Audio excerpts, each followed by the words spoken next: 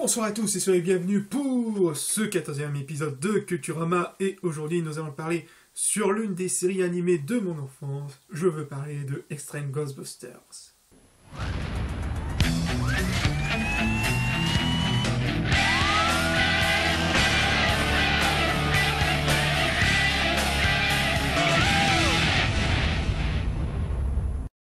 Extreme Ghostbusters est une série d'animation américaine, créée par les créateurs et les acteurs des deux films Ghostbusters, à savoir Dan Aykroyd et Harold Ramis.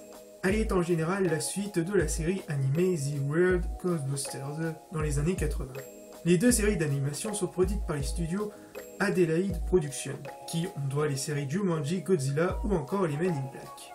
Et la série compte qu'une saison pour 40 épisodes. La série Ghostbusters fut créée dans les années 1996 et arrivera en France en 1998 sur France 3, grâce à l'émission Les Minicums.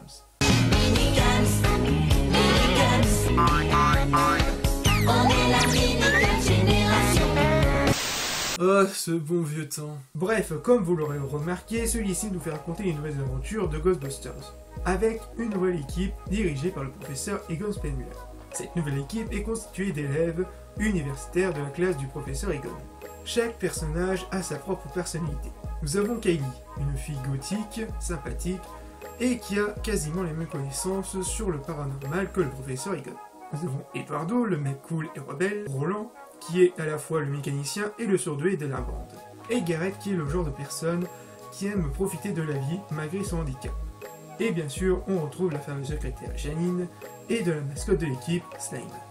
A la base, la série devait s'appeler Super Ghostbusters, avec un tout autre scénario et d'autres personnalités de nos héros, et d'un côté un peu plus sombre au niveau des histoires, comme par exemple le personnage de Roland, qui serait une personne beaucoup plus stricte et autoritaire, ou bien encore Garrett, le personnage accro à la drogue. Vu ce que cela avait donné comme résultat, il décide donc de revoir et de réécrire les personnages ainsi que les histoires et de changer le titre pour que ce soit un peu plus accrocheur, pour arriver au résultat final tel que l'on connaît. Côté musique, elle est issue des soundtracks des films originaux, recomposés cette fois-ci par Jim Latham, et que la musique d'intro est une reprise du thème original avec une version un peu plus pop-rock chantée par Jim Cumming. Côté jeux vidéo, la série a eu droit à 3 adaptations. Extreme Ghostbusters le jeu sur Game Boy en 2001, Extreme Ghostbusters Code Ecto 1 sur Game Boy Color en 2002, et Extreme Ghostbusters The Ultimate Invasion sur PS1 en 2004.